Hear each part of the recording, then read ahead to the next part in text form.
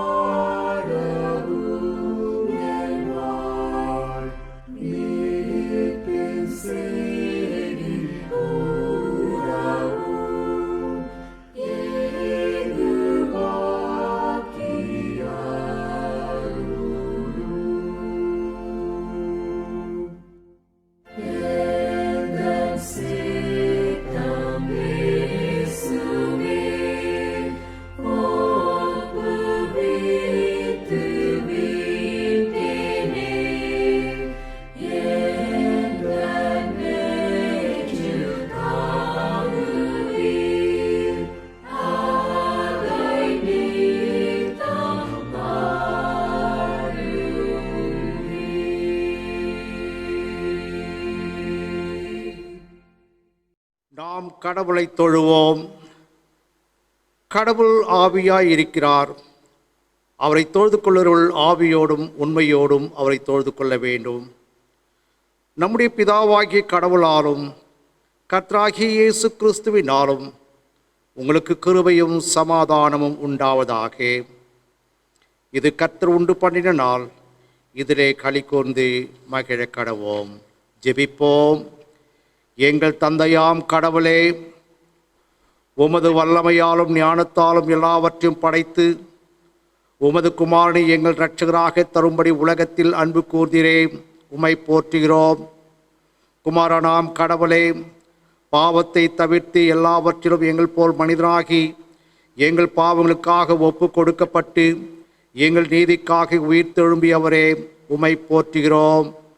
பரிசுத்த ஆவியாகிய கடவுளே, எல்லா உண்மைகளுக்குள்ளும் எங்களை வழிநடத்தி கடவுளின் அன்பை எங்கள் நெஞ்சில் பொழிகிறவரே உம்மை போற்றுகிறோம். பிதாம் குமாரன் பரிசுத்த ஆவியாகிய கடவுளே, உமக்கு எக்காலமும் எல்லா புகழும் மகிமையும் உண்டாவதாக. ஆமேன். ஆண்டுடைய சன்னிதானத்தில் வந்திருக்கின்ற நாம் நம்முடைய பாவ நிலைமையை நினைவு கூறுவோம். பாவ அறிக்கை. நமக்கு பாவம் இல்லை என்போமானால் நம்மை நாமே வஞ்சிக்கிறவர்களாயிருப்போம். நமக்குள் உண்மை இல்லை. நமது பாவங்களின் அறிக்கையிட்டால் பாவங்களை நமக்கு மன்னித்து எவ்வித அநீதமும் நீங்க நம்மை சுத்திகரிப்பதற்கு அவர் நம்பத்தக்கவரும் நீதியும் உள்ளவர்.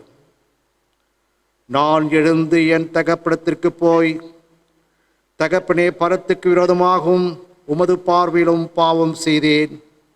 இனி உம்முடைய மகன் என்று சொல்லப்படுவதற்கு நான் பாத்திரன் அல்ல. உம்முடைய கூலிக்காரர்கள் ஒருவனாக என்னை வைத்துக் கொள்ளும் என்பேன். கடவுள் ராஜ்யம் சமீபித்திருக்கிறது. மனம் திரும்பி சுவிசேஷத்தில் நம்பிக்கை வையுங்கள். நமது பலவீனங்களுக்காக பரிதபிக்க முடியாத பிரதான ஆசாரியர் நமக்கிராமல் எல்லா விதத்திலும் நம்மை போல் சோதிக்கப்பட்டும் பாவமில்லாத பிரதான ஆசாரியரே நமக்கு இருக்கிறார். நாம் முழங்காற்படியிட்டு மௌனமாக நம்மை நாமே சோதனை செய்வோம். சர்வ வல்லமுள்ள கடவுளத்தில் நாம் நமது பாவங்களை தாழ்மையோடு அறிக்கை செய்வோம். கிறிஸ்துவ கீர்த்தனை புத்தகத்தில் 102ஆம் கீர்த்தனை. தீய மனதை மாற்றவாரும் தூய ஆவியே கனநேய மேவியே என்ற கீர்த்தனை நாம் பாடி நம்முடைய பாவங்களை ஆண்டுடைய சன்னிதானத்திலே அறிக்கை செய்வோம்.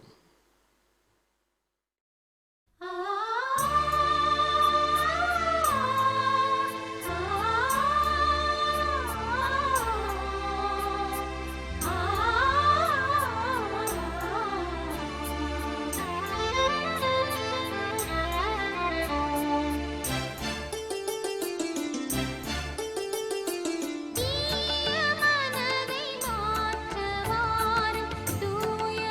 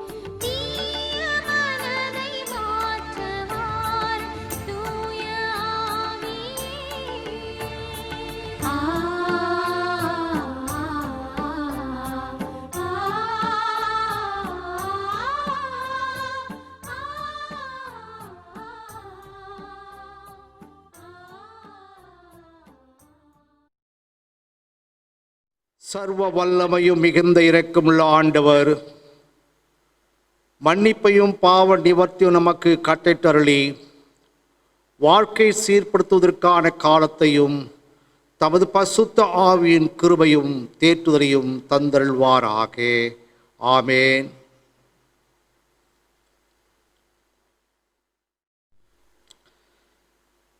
கிறிஸ்துவுக்குள் அன்பார்ந்த திருச்சபையாரே,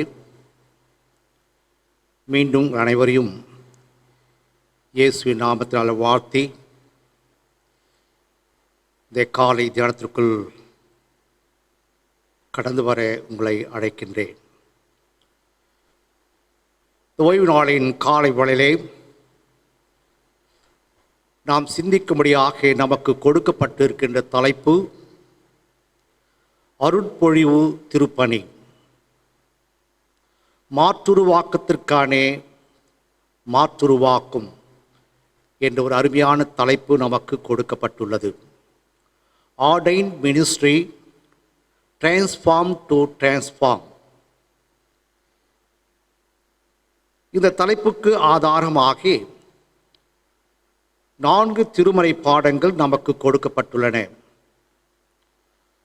முதல் பாடமாக எசேக்கியேல் 33ஆம் அதிகாரம் வசனங்கள் 1 முதல் 9 வரை. இரண்டாம் பாடமாக 1 தீமோத்தேயு 3ஆம் அதிகாரம் வசனங்கள் 1 முதல் 13 வரை.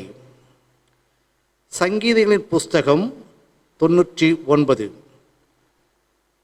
கடைசியாக பரிசுத்த யோவான் நற்செய்தி நூல் 21ஆம் அதிகாரம் வசனங்கள் 15 முதல் 19 வரை. ஜெபிப்போம். என் கண்மலையும் மீட்புமாகிய கர்த்தாவே, என் வாயின் வார்த்தைகளும் இங்கு அமர்ந்திருக்கின்ற அனைவருடைய இருதயத்தின் தியானமும் உடைய சமூகத்தில் பிரீதியாய் இருப்பதாக. ஆமென். அருட்பொழிவு திருப்பணி. மாற்றுருவாக்கத்திற்கானே மாற்றுருவாக்கும் என்ற ஒரு அருமையான தலைப்பு.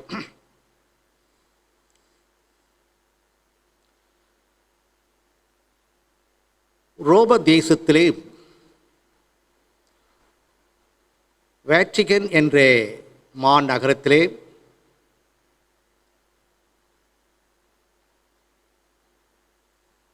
பரிசுத்த தேவாலயத்திலே போப் பிரான்சிஸ் அவர்கள் அருட்பொழிவு திருப்பணி என்பது என்ன என்பதை குறித்து ஒரு அழகான பிரசங்கம் அவர்கள் செய்தார்கள். அருட்பொழிவு திருப்பணி என்பது ஒரு வேலையோ அல்லது வேலைக்கான ஒப்பந்தமோ இல்லை. இது இறைவனின் அருட்கொடை வரம் என்று அவர் சொல்லியிருக்கின்றார். The ordained ministry does not mean a job nor an agreement for job. It's gift or blessing of God. ஆக போப் பிரான்சிஸ் வேட்டிகன் தேவாலயத்திலே அவர் செய்த பிரசங்கம் அருட்பொழிவு திருப்பணி என்பது இது இறைவனின் அருட்கொடை என்று அவர் சொல்லியிருக்கின்றார். அருட்பொழிவு பெற்றவர் கிறிஸ்துவின் தொடர் திருப்பணிக்கான அருட்கொடையை பெற்றுள்ளார். இந்த அருட்பொழிவு திருப்பணி என்பது இயேசு கிறிஸ்துவின் ஊழியத்தை குறித்தும் அவருடைய வாழ்வை குறித்தும் சார்ந்துள்ளது என்பதை நாம் அறிந்து கொள்ள வேண்டும். ஆர்டைன்ட் மினிஸ்ட்ரி, லேமன் மினிஸ்ட்ரி என்ற 2 வகையான திருப்பணிகளை குறித்து நாம் பார்க்கலாம். ஆர்டைன்ட் மினிஸ்ட்ரி என்பது அபிஷேகம் செய்யப்பட்ட குருத்துவ ஊழியம். லேமன் மினிஸ்ட்ரி என்பது அபிஷேகம் பெறாதே இறை மக்கள் செய்கின்ற ஒரு ஊழியம்.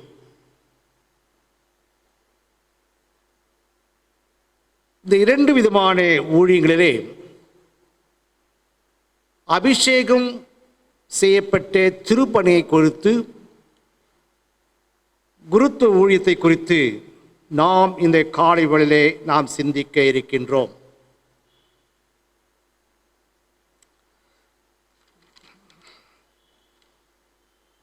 திருப்பணி பெற்றவர்களை திருப்பணியாளர்கள் என்று அடையாளம் படுத்துவது அவர்களது உயரிய அழைப்பினை நினைவூட்டும் வகையில் அமையும். அருட்பணி என்றால் என்ன?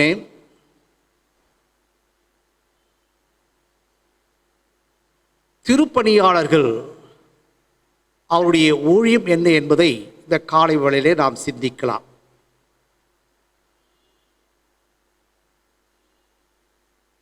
மூன்று குறிப்புகள் உங்களோடு பகிர்ந்து கொள்ள ஆசிக்கின்றேன். ஒன்று, அருட்பொழிவு திருப்பணி கடவுளின் மந்தையை காக்கும் பணியாகும். எசேக்கியேல் 33ஆம் அதிகாரம் முதல் 9 வசனங்கள். இரண்டாவதாக, அருட்பணி திருப்பணி மேன்மையான திருப்பணி. 1 தீமோத்தேயு 3ஆம் அதிகாரம் முதல் 13 வசனங்கள். மூன்றாவதாக, அருட்பொழிவு திருப்பணி வழிநடத்தும் திருப்பணி. யோவான் 21ஆம் அதிகாரம் வசனங்கள் 15 முதல் 19 வரை நாம் காணலாம். முதலாவதாக, அருட்பொழிவு திருப்பணி கடவுளின் மந்தையை காக்கும் பணியாகும். ஆண்டுடைய திருச்சபையை காக்கும் பணியாகும். அருட்பொழிவு பெற்றவரின் முதன்மையான பணி கடவுளின் மந்தையை காக்க வேண்டும். இது முதன்மையான பணி என்பதை உணர வேண்டும்.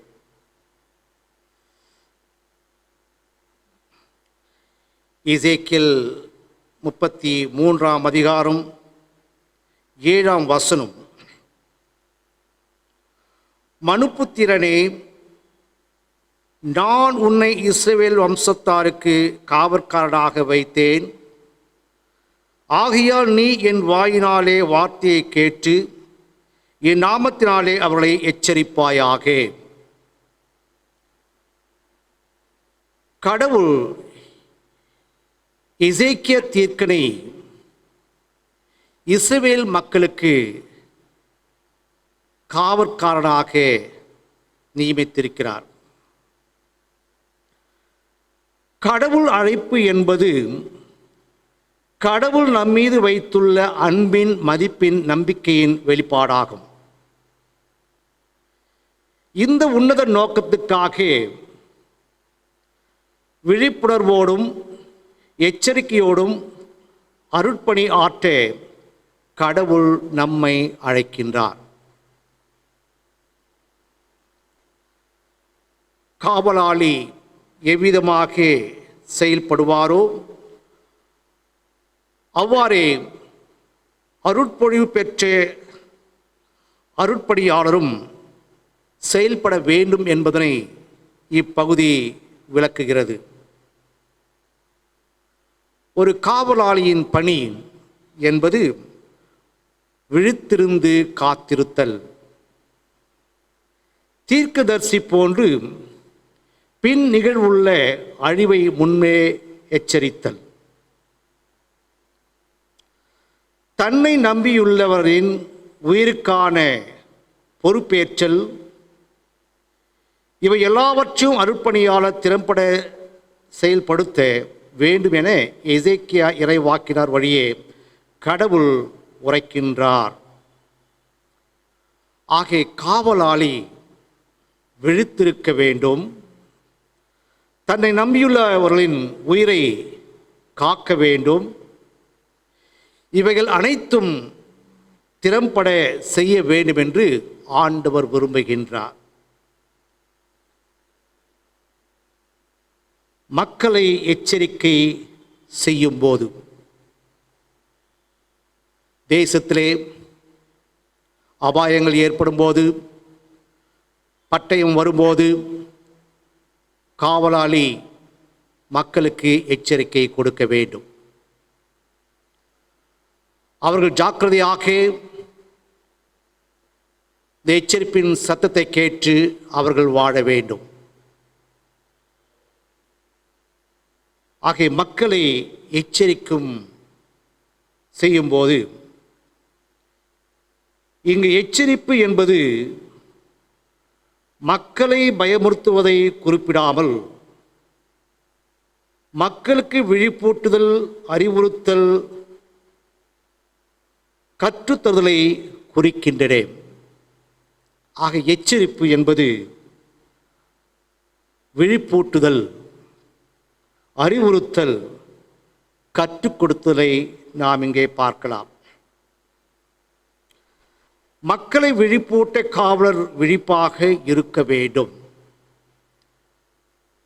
காவலுடைய குணாதிசயங்களை பார்க்கும்போது மக்களை விழிப்பூட்ட காவலர் விழிப்பாக இருக்க வேண்டும். காவலாளி முதலில் பயமற்றவனாக இருக்க வேண்டும். மக்கள் உறங்கும் போது காவலாளி உறங்காமல் காக்க வேண்டும்.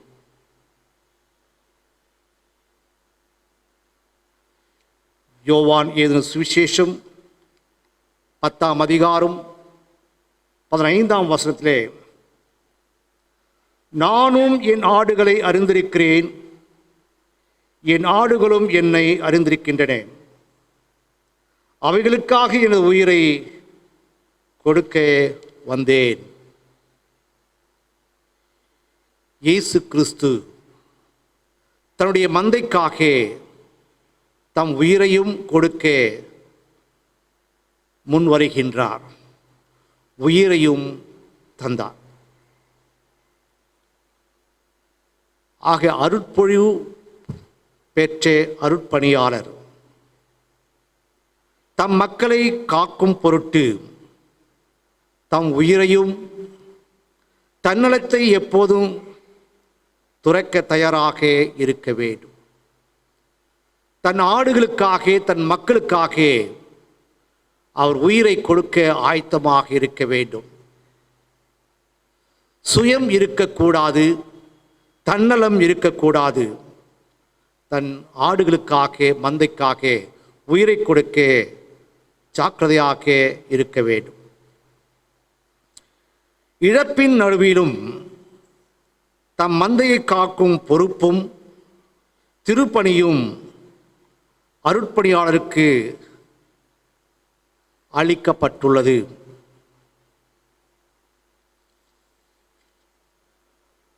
மந்தையும் அருட்பணியாளர் குரலுக்கு செவி கொடுக்க வேண்டும். காரணம், அருட்பணியாளரும் மந்தையிலிருந்து தெரிவு செய்யப்பட்டவரே. ஆகிய அருட்பொழிவு பெற்ற திருப்பணியாளர் மந்தையை சரியாக கவனிக்க வேண்டும், மந்தையை காக்க வேண்டும், மந்தையை மேய்க்க வேண்டும். மந்தைக்காக தன் ஜீவனை கொடுக்க ஆயத்தமாக இருக்க வேண்டும். இரண்டாவதாக, அருட்பொழிவு திருப்பணி மேன்மையான திருப்பணி. இது சிறப்பான ஒரு திருப்பணி என்பதை நாம் உணர வேண்டும். அருட்பொழிவு செய்தல் இஸ்ரவேலரின் வழக்கமான செயல்பாடு. பழைய ஏற்பாடு குறிப்பிடும் அருட்பொழிவு பெரும்பாலும் திருநிலைப்படுத்தும் சடங்கு முறையே ஆகும். யாத்திராகம் 29ஆம் அதிகாரம் 36ஆம் வசனம், லேவி 8ஆம் அதிகாரம் 12ஆம் வசனத்தை நாம் பார்ப்போமேயானால், இஸ்ரவேலரின் வழிபாட்டுக்குரிய ஒரு சில பொருட்கள் கூட எண்ணெய் பூசி திருநிலைப்படுத்தப்பட்டுள்ளது. ஆலய பிரயோஜனத்திற்காக பயன்படுத்தப்படுகின்ற பொருட்கள் அனைத்தும் அதை பரிசுத்தப்படுத்தி அபிஷேகம் செய்ய வேண்டும் என்று திருமறையிலே நாம் பார்க்கின்றோம். அவ்வாறே அரசருக்கும் எண்ணெய் பூசி திருநிலைப்படுத்தும் வழக்கமான நிகழ்வு பழைய ஏற்பாட்டு பகுதியிலே நாம் பார்க்கலாம். இந்த ஒரு திருப்பணியை தீர்க்கதரிசிகளும் குருக்களும் வழியாக அபிஷேகம் செய்யப்பட்டுள்ள நிகழ்ச்சிகளை நாம் பார்க்கலாம். சாமுவேல் சவுல் மீதும் தாவீது மீதும் எண்ணெய் ஊற்றி இவர்களை அருட்பொழிவு செய்தார். மோசே ஆரோனுக்கும் அருட்பொழிவு செய்தார். அதைத் தொடர்ந்து ஆரோன் தன் சந்ததியினருக்கு அருட்பொழிவு ஆழ்வுத்திற்காக அவர் செய்திருக்கின்றார்.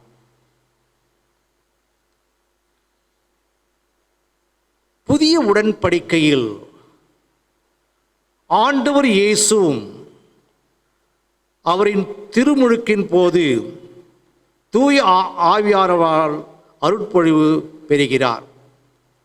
லூக்கா 4:18 இயேசு இவ்விதமாக அவர் சொல்லுகின்றார். இப்பகுதிக்கு நாசரேத் மேனிஃபெஸ்டோ என்று பெயர் கொடுக்கப்பட்டுள்ளது. ஆண்டவர் தன்னுடைய ஊழியத்தை ஆரம்பிப்பதற்கு முன்னதாக அவர் செய்ய இருக்கின்ற ஊழியத்தை குறித்து இங்கே அறிக்கை செய்கின்றார். அது என்னவென்று பார்க்கும்போது, கர்த்தருடைய ஆவியானவர் என்மேல் இருக்கிறார், தரித்திரருக்கு சுவிசேஷத்தை பிரசங்கிக்கும்படி என்னை அபிஷேகம் பண்ணினார். இருதயம் நறுங்குண்டவர்களை குணமாக்கவும், சிறைப்பட்டவர்களை விடுதலையாக்கவும், குருடர்களுக்கு பார்வையும் நொறுங்குண்டவர்களுக்கு விடுதலையும் கொடுக்கவுமே கடவுள் என்னை அனுப்பினார் என்று இயேசு கிறிஸ்து இங்கே அறிக்கை செய்கின்றார். ஆக இயேசு கிறிஸ்து ஞானஸ்தானம் பெறுவது அவருடைய அருட்பொழிவு திருப்பணிக்காகவே. அவர் ஞானஸ்தானம் பெறும்போது, அருட்பொழிவு பெறும்போது பரிசுத்த ஆவியானவர் புறாவைப் போல இறங்கியதை நாம் இங்கே உணர வேண்டியவர்களாக நாம் இருக்கின்றோம். இப்பணியின் தொடர்பணியாக தான் இன்று பேராயர்கள், ஆயர்கள், உதவி ஆயர்கள் அருட்பொழிவு செய்யப்படுகின்றனர். அருட்பொழிவு திருப்பணியின் மேன்மையை இப்பகுதியிலே அப்போஸ்தலனாகிய பவுல் சிறப்பாய் தெரியப்படுத்துகின்றார். 1 தீமோத்தேயு 3:13 பார்க்கும்போது,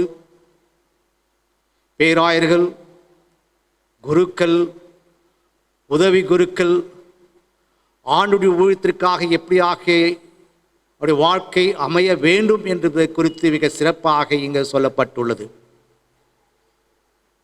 அருட்பொழிவு திருப்பணியாளர் எவ்விதமாக தன்னுடைய வாழ்க்கை அமைய வேண்டும் என்பதை குறித்து மிக சிறப்பாக இங்கே இப்பகுதியிலே சொல்லப்பட்டுள்ளது. ஆக அருட்பொழிவு திருப்பணியின் மேன்மையை இப்பகுதியிலே நாம் இங்கே காணலாம். இந்த திருப்பணி கடவுளால் ஆசீர்வதித்து அருட்கொடையாய் அளிக்கப்பட்ட திருப்பணி. அது மனிதரிடம் மேன்மையாகவும் கருதப்படுகின்றன. ஆகிய அருட்பொழிவு திருப்பணி என்பது கடவுளால் ஆசீர்வதித்து அருட்கொடையாக அளிக்கப்பட்ட ஒரு திருப்பணி. இது மனிதரிடம் மேன்மையாக கருதப்படுகின்றன. அருட்பணியாளர் என்பவர் திருச்சபை, குடும்பம், சமூகம் ஆகியவைக்கு பொறுப்பாளராக உள்ளார். தனி மனித வாழ்வு, குடும்ப வாழ்வு, சமூக வாழ்விலும் முன்மாதிரியாகவும் குற்றமற்றவராய் காணப்பட வேண்டும் என்று ஆண்டவர் விரும்புகின்றார். ஆகிய அப்போஸ்தலனாகிய பவுல் தீமோத்தேயுக்கு கடிதத்தை எழுதும்போது அருட்பொழிவு திருப்பணியாளர்கள் எப்படியாக இருக்க வேண்டும், ஒரு முன்மாதிரியான வாழ்க்கை வாழ வேண்டும், குற்றமற்றவர்களாக வாழ வேண்டும் என்பதனை இங்கே தெரியப்படுத்துகின்றார். ஆகிய அருட்பொழிவு திருப்பணி என்பது மேன்மையான திருப்பணி என்று நாம் கருத வேண்டும். கடைசியாக அருட்பொழிவு திருப்பணி வழிநடத்தும் திருப்பணி. யோவான் 21ஆம் அதிகாரம் வசனங்கள் 15 முதல் 19 வரை. இப்பகுதியை சற்று நாம் வாசித்து பார்ப்போமேயானால், 3 முறை மறுதலித்த பேதுருவை 3 முறை என்னிடம் அன்பு செலுத்துகிறாயா என்று கேள்வி எழுப்பினார் என்பதை நாம் இங்கே பார்க்கின்றோம். இயேசு சீமோன் பேதுருவை திருப்பணிக்கு அழைக்கின்றார். யோவான் 21:15 வசனம். யோனாவின் குமாரனாகிய சீமோனே, இவர்களில் அதிகமாய் நீ என்னிடத்தில் அன்பாய் இருக்கிறாயா என்று இயேசு கேட்கிறார். இவர்களிலும் அதிகமாய் என்னில் அன்பாய் இருக்கிறாயா என்று சீமோன் பேதுருவை இயேசு கேட்கின்றார்.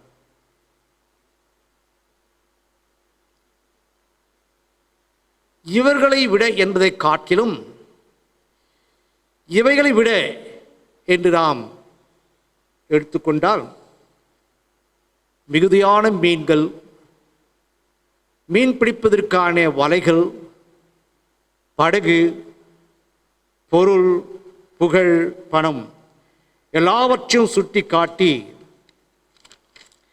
என்னை நேசிக்கிறாயா என்று இயேசு கேட்கின்றார். இவைகளை காட்டிலும் நீ என்னை நேசிக்கிறாயா?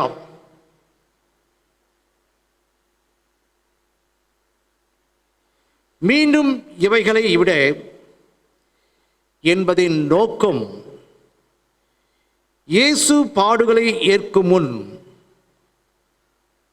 அவரது அன்பு சீடர் யோவான் தவிர மற்ற சீடர்கள் அனைவரும் ஓடிவிட்டார்கள். ஆண்டவரே, கடைசி வரை உம்மோடு கூட இருப்பேன் என்று சொன்ன சீடர்கள்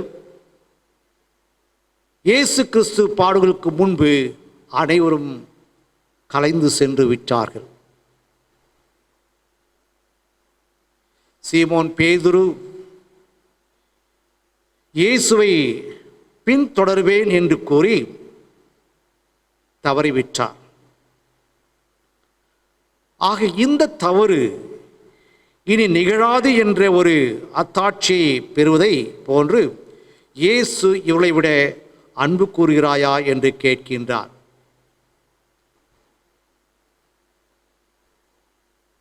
இயேசு சீமோன் பேதுரை திருப்பணிக்கு அழைக்கின்றார்.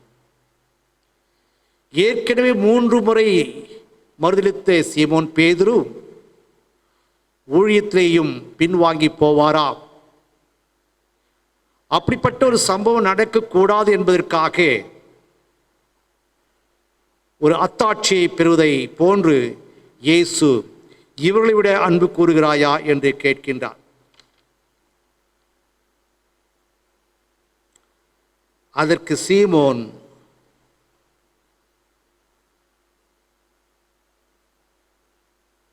மிக சிறப்பாக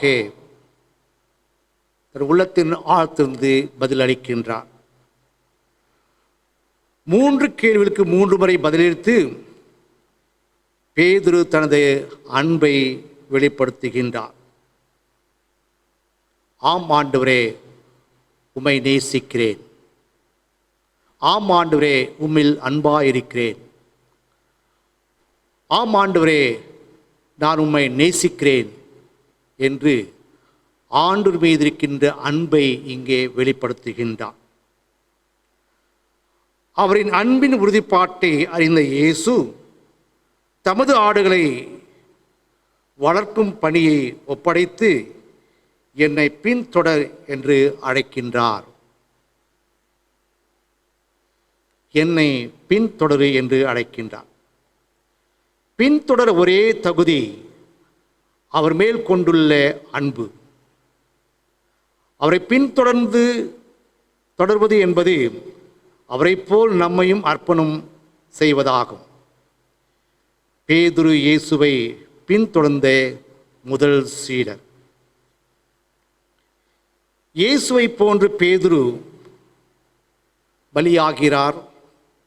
தலைகீழாக சிலுவையில் அறையுண்டு கொல்லப்படுகின்றார். எனவே அருட்பொழிவு திருப்பணி என்பது இயேசுவின் மேல் கொண்ட அன்பின் வெளிப்பாடாகும்.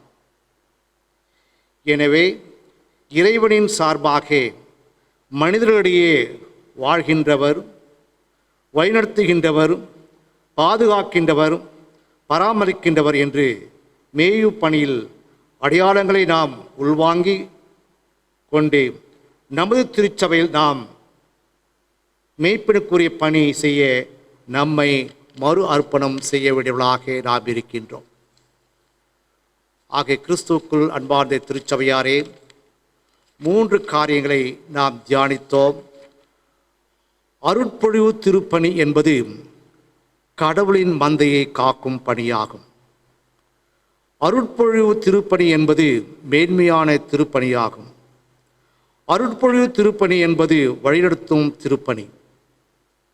ஆகவே இந்த ஊழியத்திலே நம்மை நாமே மறு அர்ப்பணம் செய்ய ஆண்டவர் அழைக்கின்றார். கிறிஸ்துவுக்குள் அன்பார்ந்த திருச்சபையாரே, கடந்த 35 ஆண்டு காலமாக அருட்பொழிவு பெற்று திருப்பணியை ஆற்றி வருகின்றேன்.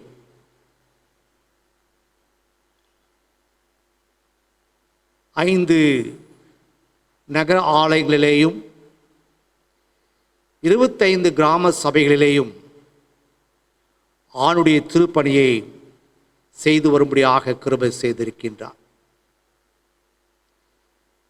இந்த ஊழிய காலத்திலே அநேக இக்கட்டுகள், துன்பங்கள், கஷ்டங்கள், சரீர பலவீனங்கள், சோதனைகள் இவைகளின் மத்தியிலும் ஆண்டவர் உடனிருந்து அடியுடைய ஊழியத்தை இம்மட்டுமாக சிறப்பாக வழிநடத்தி வந்திருக்கின்றார். அருட்பொழிவு திருப்பணி என்பது அது சிறப்பான மேன்மையான பணி என்று கருதி என்னை ஆண்டவருக்கு அர்ப்பணித்து கடந்த 35 ஆண்டு காலமாக ஆணுடைய மந்தையை காக்கவும், திருச்சபையின் மக்களை நல்வழியிலே ஆவிக்குரிய வாழ்க்கையிலே வழிநடத்தும்படியான ஒரு ஸ்டாக்கியத்தை ஆண்டவர் எனக்கு தந்திருக்கின்றார். ஆக இது 35ஆம் ஆண்டின் கடைசி ஆண்டு. அருட்பொழிவு திருப்பணி தொடர்ந்து நடைபெறவும், ஆண்டுக்கு தொடர்ந்து ஊழியம் செய்யவும் ஆண்டவர் நமக்கு கிருபை செய்வாராக. மீண்டுமாக இந்த காலை வேளையிலே இந்த தியானத்தில் கலந்து கொண்ட அனைவரையும் மீண்டுமாக வாழ்த்துகின்றேன். இந்த நாளின் செய்தி நம் அனைவருக்கும் ஆசீர்வாதமாக இருக்க கடவுள் கிருபை செய்வாராக. ஆமென். எல்லா புத்திக்கும் மேலான தெய்வ சமாதானம் உடைய இருதயத்தையும் சிந்தனையும் கிறிஸ்து இயேசுக்குள் காக்க கடவுது. ஆமென்.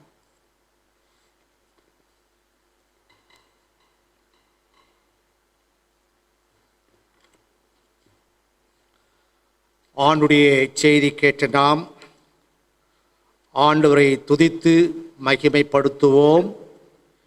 கிறிஸ்துவ கீர்த்தனை புத்தகத்தில் 169வது கீர்த்தனை, தேவனே நான் உமதண்டையில் இன்னும் நெருங்கி சேர்வதே என் ஆவல் பூமியில் என்ற கீர்த்தனை பாடி ஆண்டவரை மகிமைப்படுத்துவோம்.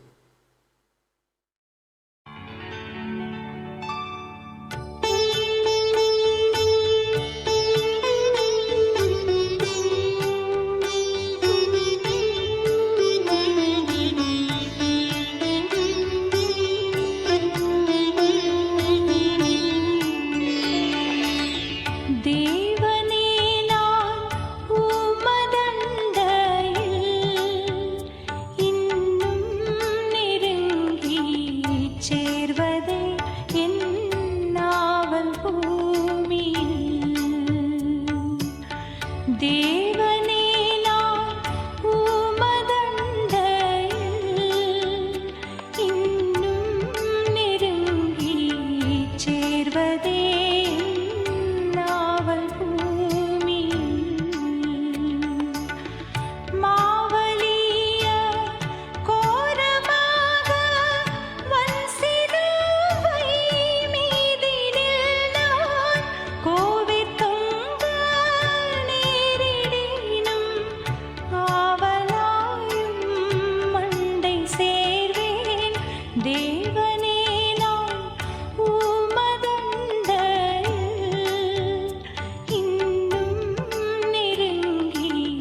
சேர்வதே என் நாவல் பூமியில்.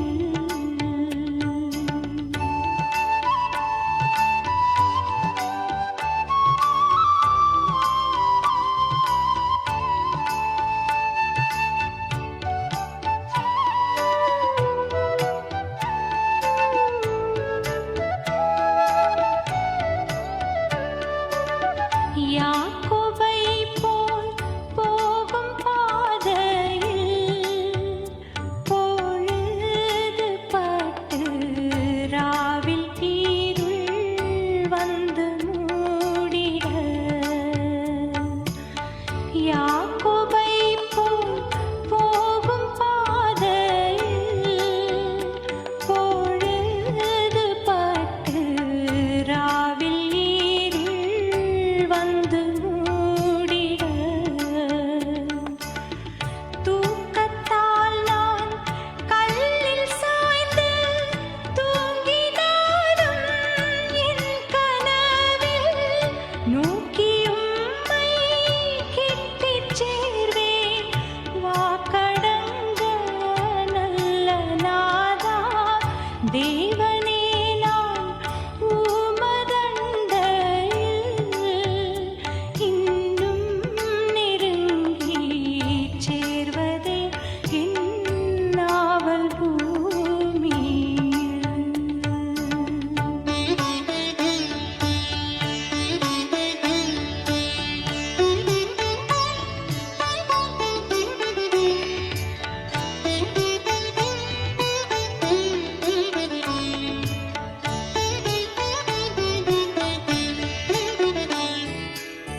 பருத்துக்கேறும் படிகள் போலவே என் பாதை தோன்ற பண்ணும் ஐயா என்றன் தேவனே. பருத்துக்கேறும் படிகள் போலவே என் பாதை தோன்ற பண்ணும் ஐயா என்றன் தேவனே. கிருபையாக நீர் எனக்கு தருவதெல்லாம் உமதண்டை அருமையாய் என்னை அழைத்து அன்பின் தூதனாகச் செய்யும் தேவனே. நான் உமதண்டையில்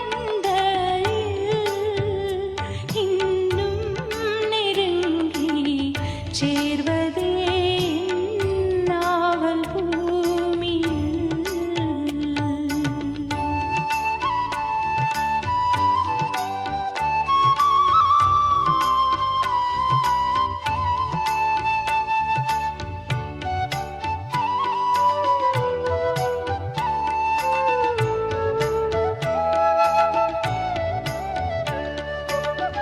நித்திரை நின்று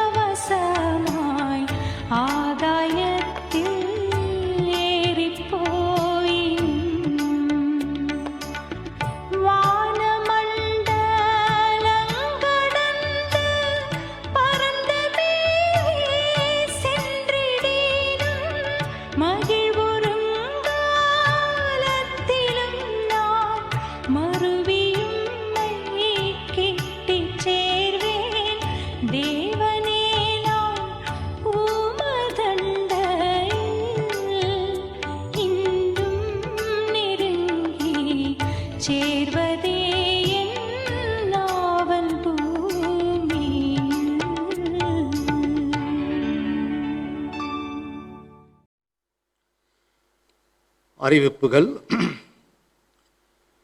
வருகின்ற நாட்களில் பிறந்த நாட்களை காண இருப்பவர்கள், இன்று 26ஆம் தேதி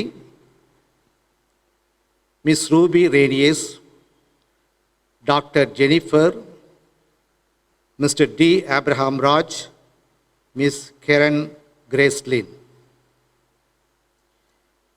27ஆம் தேதி miss Abigail Vinodhini, miss RJ Sweety. 28ஆம் தேதி மிஸ்டர் ஜோஷுவா ஜேசுதாஸ். 29ஆம் தேதி மிஸ்டர் செல்வின் ரத்னராஜன். 30ஆம் தேதி doctor Manju Joan Elizabeth, Mrs Jasmine Robert, mister Emmanuel Jotham. 31ஆம் தேதி mister J I. Rathnaraj Asher, miss Keziah. பிறந்த நாட்களை காண இருக்கின்றவர்களுக்கு திருச்சபையின் சார்பாக நல்வாழ்த்துக்களை கூறிக்கொள்கின்றோம். கர்த்தர் இவளை ஆசிர்வதிப்பாராக.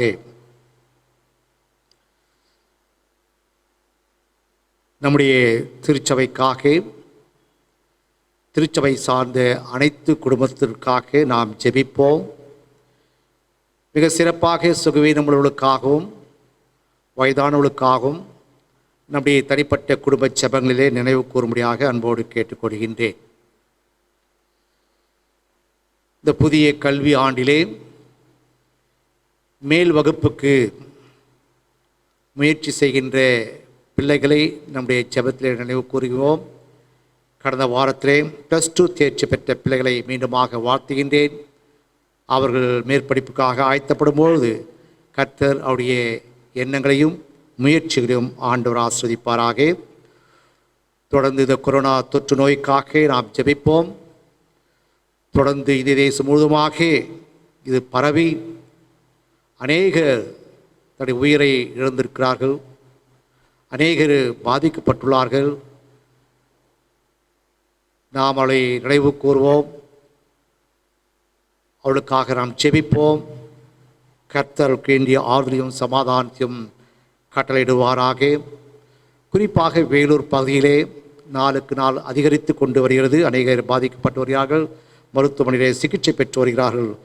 அவளுக்காகவும் நாம் தொடர்ந்து நாம் ஜெபிப்போம். வெகு சீக்கிரத்திலே இந்த கொரோனா தொற்று நோய்க்காக நல்ல ஒரு மருந்தை கண்டுபிடிக்க ஆண்டவர் வைத்தியர்களுக்கு நல்ல ஞானத்தை கொடுக்கும்படியாக நாம் ஜெபிப்போம். ஜெபம் செய்வோம். அன்பு நிறைந்த ஆண்டவரே, கிருபையுள்ள கர்த்தாவே, மீண்டுமாக உம்மை போற்றுகின்றோம், ஸ்தோத்திரிக்கின்றோம். இந்த காலை வேளையிலே அருட்பொழிவு திருப்பணி குறித்து ஆண்டவரே நாங்கள் சிந்திக்கும்படியாக கிருபை செய்திருக்கிறேன், நன்றி செலுத்துகின்றோம். அருட்பொழிவு பெற்றவர்கள் சமுதாயத்தை, திருச்சபையை மாற்றுவதற்கு முன்பாக தங்களை மாற்றிக்கொள்ள வேண்டும் என்ற ஒரு நல்ல ஒரு தலைப்பு ஆண்டவரே நீங்கள் கொடுத்திருக்கிறீர். அதற்காக நன்றி செலுத்துகின்றோம். எங்களையே நாங்கள் மாற்றிக்கொண்டால்தான், அருட்பொழிவு பெற்றவர்கள் தங்களையே மாற்றிக்கொண்டால்தான் இந்த கனமான ஊழியத்தை செய்ய முடியும் என்று ஆண்டவரே நீங்கள் போதித்திருக்கிறீர். சுவாமி, நன்றி செலுத்துகின்றோம். அருட்பொழிவு திருப்பணி என்பது மந்தையை காக்கும் திருப்பணி. அருட்பொழிவு திருப்பணி என்பது இது மேன்மையான திருப்பணி. அருட்பொழிவு திருப்பணி என்பது மந்தையை வழிநடத்தக்கூடிய பணி என்று நீர் போதித்திற்காக நன்றி செலுத்துகின்ற சுவா. ஆகிய அருட்பொழிவு திருப்பணி அது சிறப்புக்குரிய ஒரு திருப்பணி, ஒரு விசேஷித்த ஒரு திருப்பணி சுவா. இது பணி அல்ல, பணிக்கான ஒப்பந்தம் அல்ல. இது கடவுளுடைய வரம், கடவுளுடைய கிருபை, கடவுளுடைய ஆசீர்வாதம் என்று போப் பிரான்சிஸ் மிக தெளிவாக சொல்லியிருக்கிறார் சுவா. ஆக இதை நாங்கள் ஒரு பணி என்று கருதாமல் ஊழியம் என்று கருதி எங்களை நாங்கள் அர்ப்பணித்து இந்த ஊழியத்தை தொடர்ந்து செய்ய கர்த்தர் எங்களுக்கு கிருபை செய்ய வேண்டும் என்று நாங்கள் வேண்டிக் கொள்கின்றோம் சுவா. இந்த நாளின் செய்தி எங்கள் அனைவருக்கும் ஆசீர்வாதமாக இருக்க கர்த்தர் கிருபை செய்யும் சுவாமி. மிக சிறப்பாக அடியேனையும் ஆண்டவரே இந்த அருட்பொழிவு திருப்பணியிலே 35 ஆண்டு காலமாக எடுத்து நீர் பயன்படுத்துவதற்காக நன்றி செலுத்துகின்றோம். மீதியுள்ள நாட்களையும் உடைய கருத்தில் வைக்கின்றோம். இம்மட்டும் ஆசிரியத்த கர்த்தர் இனியும் இந்த ஊழியத்திலே தொடர்ந்து அடியேனை ஆசிர்வதியும் வலிமையாக உடைய ஊழியத்தை செய்ய பலப்படுத்திட வேண்டுமாய் நாங்கள் வேடிக்கொள்கிறோம். எங்களை அழைத்தவர் உண்மையுள்ளவர், அப்படியே அவர் செய்வார் என்று வேதத்தை வாசிக்கின்ற விடமாக நீர் என்னை அழைத்தீர் சுவாமி. ஊழியத்திற்காக என்னை அர்ப்பணித்தேன்.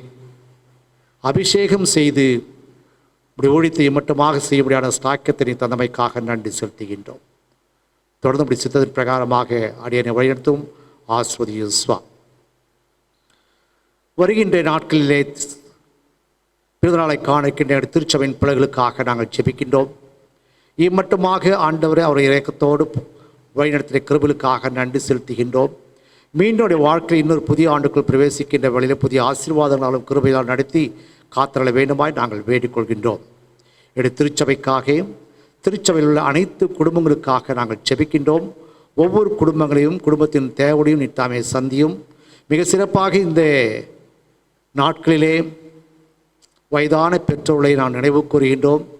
சுகவீனமுள்ளவர்களை நாங்கள் நினைவு கூறுகின்றோம். சுவாமி, உடைய காயப்பட்ட கரத்தினால் நீர்களை தொட்டு ஆண்டவர் நாட்களில் அவருக்கு வேண்டிய நல்ல சுகத்தையும் பலத்தையும் கர்த்தர் கூட்டி கொடுக்க வேண்டும் என்று நாங்கள் வேண்டிக் கொள்கின்றோம்.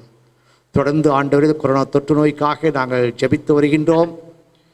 நாளுக்கு நாள் இன்னுமாக இது பரவி அநேக தன்னுடைய உயிரை அர்ப்பணித்திருக்கிறார்கள். சுவா, அவருடைய குடும்பங்களுக்கு ஆறுதலும் சமாதானத்தை கர்த்தர் தந்திர வேண்டும் என்று வேண்டிக்கொண்டோம். பாதிக்கப்பட்டவர்கள் ஆண்டவர் சிகிச்சை பெற்றவர்கள். சுவாமி, ஆண்டவருடைய காயப்பட்ட கரத்தினால் நிறுத்தாமை தொட்டு பலவீனத்தை எல்லாம் நீக்கி ஆண்டவர் பூர்ண சுகத்தை தந்தோடைய ஆஸ்வதிக்க வேண்டுமாய் வேண்டிக்கொள்கிறோம். தொடர்ந்து வேலூர் பகுதியிலும் நாளுக்கு நாள் அதிகரித்து கொண்டு வரும் சுவாமி, இதையும் நித்தாமே கட்டுப்படுத்த வேண்டுமாய் நாங்கள் வேண்டிக்கொள்கிறோம். இதை எதிர்த்து போராடுகின்ற வைத்தியர்களுக்காக, செவிலியர்களுக்காக, தூய்மை பணியாளர்களுக்காக, காவல்துறையினருக்காக, அரசாங்க அதிகாரிகளுக்காக ஆண்டவரை நாங்கள் ஜெபிக்கின்றோம். கர்த்தர் அவருடைய குடும்பங்களை ஆஸ்வதியும் சுவாமி. வாழ்வாதாரங்களை இழந்து வேலையின்றி தவிக்கின்ற மக்களுக்காக நாங்கள் ஜெபிக்கின்றோம். சுவாமி, ஆண்டவருடைய கண்ணோக்கி பார்க்கிறோம். சுவாமி, அதற்கு வேண்டிய எல்லா விதமான ஆசீர்வாதம் கிருபையும் கர்த்தர் கூட்டி கொடுக்க வேண்டும் என்று நாங்கள் வேண்டிக்கொள்கிறோம். சுவாமி, ஆண்டவர் சித்தமிழ் சீக்கிரத்திலே நாங்கள் திருச்சபையாக உம்மை தொழுது கொள்ள கர்த்தர் கிருபை செய்ய வேண்டுமாய் நாங்கள் வேண்டிக்கொள்கிறோம். 127 நாட்களாக நாங்கள் ஆண்டவரை வீட்டிலேயே நாங்கள் முடங்கி ஆண்டவரே நாங்கள் சமாதானத்தை இழந்தவர்களாக நாங்கள் இருக்கின்றோம். சுவாமி, வெகு சீக்கிரத்தில் எங்களுக்கு ஒரு தீர்வை காட்டிட வேண்டுமாய் நாங்கள் வேண்டிக்கொள்கிறோம். சுவாமி, தொடர்ந்து நாங்கள் ஒருவருக்கு ஒரு சந்திக்கவும் மகிழ்ந்து நாங்கள் உண்மை தொழுது கொள்ள கர்த்தர் கிருபை செய்ய வேண்டுமாய் வேண்டிக்கொள்கிறோம். சுவாமி, அடியின் குடும்பத்தையும் ஆசிரியும் அவனுமாக ஜானுடைய குடும்பத்தையும் ஆசிரியும். சுவாமி, இந்த உலகத்தை சுற்றும் தெய்வீக பிரசனம் ஆட்கொள்ள வேண்டுமாய் வேண்டிக்கொள்கின்றோம். ஆண்டவரே, என்னுடைய பேராயத்திற்காக அருட்பொழிவு பெற்ற ஆயர்மார்களுக்காக அவருடைய திருப்பணிகளுக்காக இந்த நாட்களில் நாங்கள் ஜெபிக்கின்றோம். சுவாமி, ஒவ்வொரு ஊழியரையும் கர்த்தர் ஆஸ்வதியும் அவருடைய திருப்பணிகளையும் கர்த்தர் ஆஸ்வதிக்கும்படியாகும் அவருடைய குடும்பங்களை ஆஸ்வதிக்கும்படியாக வேண்டிக் கொள்கிறோம். சுவாமி, துதி கனம் மகிமை மக்கே செலுத்துகின்றோம். இயேசு கிறிஸ்துவின் இனி நாமத்தில் வேண்டிக் கொள்கிறோம் எங்கள் ஜீவனுள்ள பிதாவே, ஆமேன். என் ஆத்துமாவே கர்த்தரை ஸ்தோத்ரி, என் முழு உள்ளமேயுடைய பரிசுத்த நாமத்தை ஸ்தோத்ரி. என் ஆத்துமாவே கர்த்தரை ஸ்தோத்ரி, அவர் செய்த சகல உபகாரங்களை வருவாதீர். ஆமேன். நம்முடைய ஆண்டவராகிய இயேசு கிறிஸ்துவின் கிருபையும் பிதாவாகிய தேவனுடைய அன்பும் பரிசுத்தாவின் ஐக்கியம் நாம் அனைவரோடும் இன்றும் என்றும் சதா நாட்களிலும் நிலைத்திருப்பதாக. ஆமேன். கர்த்தர் உங்களோடு இருப்பாராக, அவர் நம்ம ஆவியோடு இருப்பாராக. சமாதானத்தோடு கடந்து செல்வோம் கர்த்தரின் நாமத்தினாலே. ஆமென். God bless you all.